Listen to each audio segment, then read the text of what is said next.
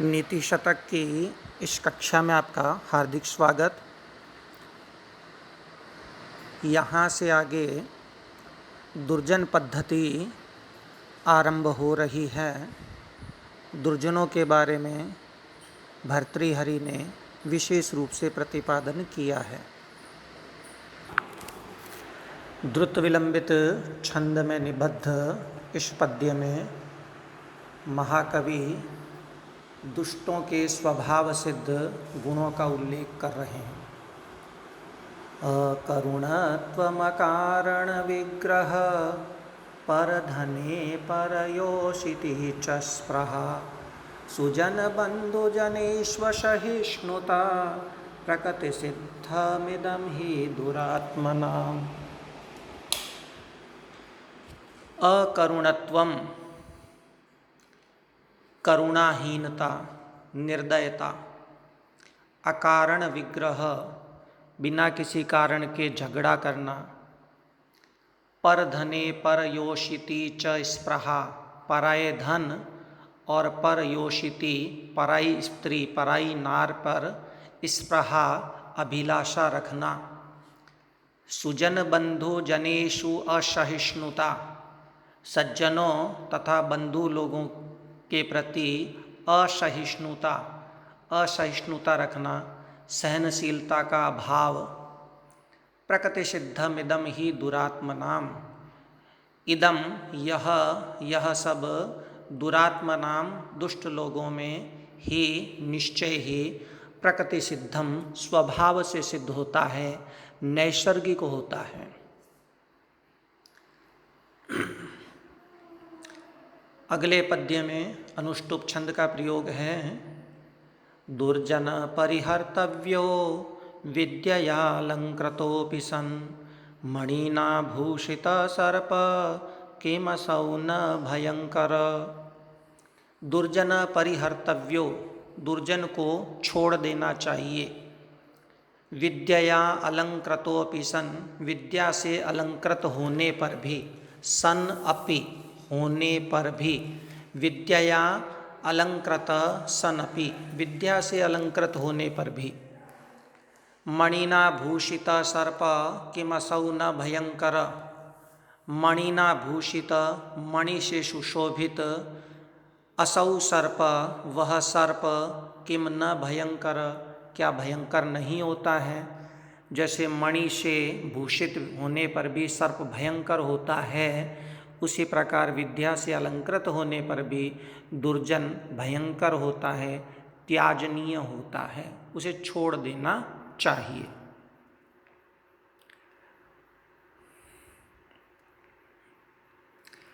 अगले पद्य में शार्दूल विक्रीडित छंद का प्रयोग किया गया है। इस पद्य के अनुसार गुणवान व्यक्तियों में जितने भी गुण हैं, उन सब गुणों को दुर्जन लोगों द्वारा कलंकित किया जाता है। जाड्यं ह्रीमति गण्यते व्रतरुचौ दम्भशुचौ केतवं शूरे निर्घृणतामुनौ विमतिता दैन्यं प्रियालापिनी तेजस्विन्यवलिप्तता मुखरता वक्तर्यशक्तिस्थिरे तत्को नाम गुणो भवेत् सगुणिनां यो दुर्जनैर्नाङ्कितः।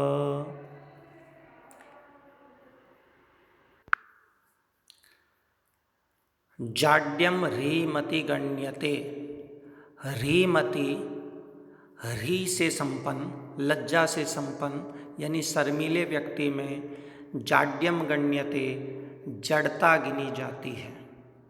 दुष्ट लोग उसे जड़ता मानते हैं, मंदता मानते हैं। व्रत रुचौ दंभ, व्रत की रुचि रखने वाले के विषय में कहते हैं ये दंभ है, पाखंड है। शुचौ कैतवम, पवित्र व्यक्ति में कैतवम पाखंड।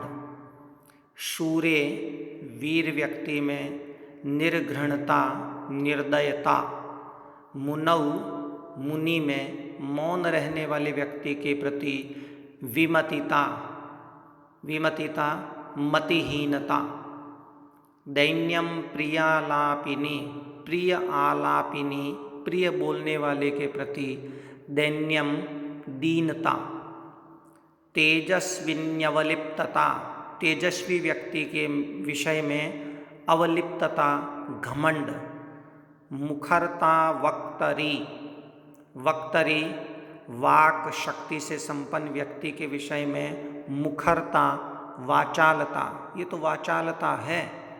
अशक्ति ही स्थिरे, और स्थिर धैर्यवान धैर्यशील व्यक्ति के विषय में अशक्ति शक्तिहीनता गण्यते गिनी जाती है। अंत में कवि कहते हैं तत्को नाम गुणो भवेत स गुणी नाम यो दुर्जनैर नांकित। तत् तो फिर गुणी नाम गुणवान व्यक्तियों का, को नाम गुणो भवेत, वह कौन सा गुण होना चाहिए, वह कौन सा गुण बच गया,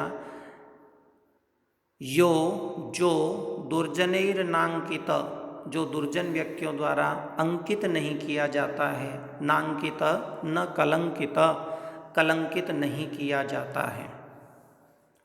तो गुणवान व्यक्तियों के प्रत्येक गुण में दुर्जन व्यक्ति अवगुण निकालते हैं।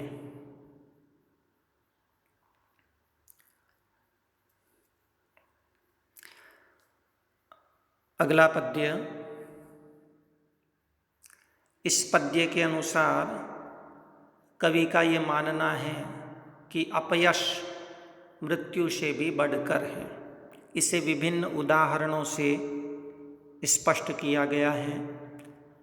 लोभश्चेद गुणेन किं पिशुनता, यद्यस्ति किं पातके, सत्यं चेत्तपसा च किं शुचिमनो, यद्यस्ति तीर्थेन किं, सौजन्यं यदि किं गुणैषु महिमा, यद्यस्ति किं मण्डने, सद्विद्या यदि किं धनैरपयशो, यद्यस्ति किं मृत्युना।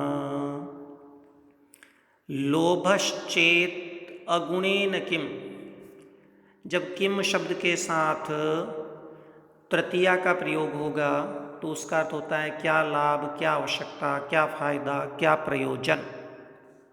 लोभश्चेत, चेत यदि लोभः लोभ है तो अगुणेन किम, तो अवगुण से क्या, फिर किसी और अवगुण की आवश्यकता ही नहीं है। पिशुनता यद्यस्ति किम पातके, पिशुनता यदि अस्ति, यदि पिशुनता अस्ति चुगलखोरी है तो किम पातके, पातकों से पापों से किम क्या प्रयोजन। सत्यम चेत, यदि सत्य है, तपसा च किम, तो तपस्या से क्या फायदा। शुचि मनो यद्यस्ति, यद्यस्ति यदि धन अस्ति, यदि शुचि मनः अस्ति, यदि पवित्र मन है तो तीर्थेन किम, तो तीर्थ की क्या आवश्यकता। सौजन्यम यदि किम गुणै, यदि सौजन्यम यदि सुजनता है, सज्जनता है तो किम गुणै, गुणों से क्या प्रयोजन। सुमहिमा यदि अस्ति, यदि सुमहिमा अस्ति अच्छी महिमा है तो किम मंडने, तो आभूषणों से क्या। सद्विद्या यदि किम धनै, यदि सद्विद्या, यदि व्यक्ति के पास सद्विद्या है, अच्छी विद्या है तो किम धनै, धन से क्या प्रयोजन। अंत में कहते हैं अपयसः यदि अस्ति किम मृत्युना, यदि अपयस अस्ति, अपयश है, अपकीर्ति है तो किम मृत्युना, तो फिर मृत्यु की क्या आवश्यकता, मृत्यु से क्या प्रयोजन। अपयस तो मृत्यु से भी बढ़कर हुआ करता है।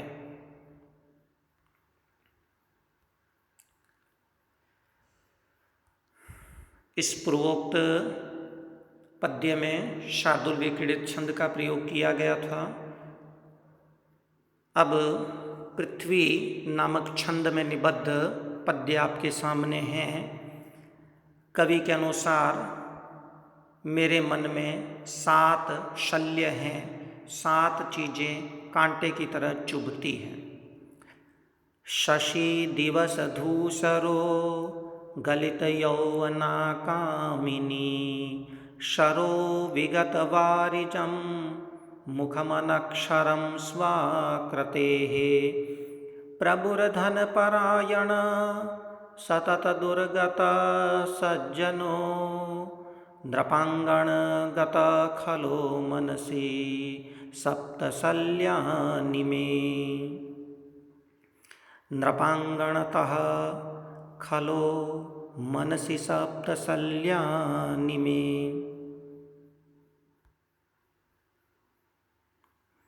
शशि दिवस धूसर, दिवस दिन में धूसर हुआ, मलिन हुआ शशि चंद्रमा। गलित यौवना कामिनी, क्षीण यौवन वाली कामिनी सुंदर स्त्री। सरो विगत वारिजम, विगत वारिजम वारिजल को कहते हैं, वारिज कमल को कहेंगे। विगत वारिजम कमल से रहित सरह सरोवर।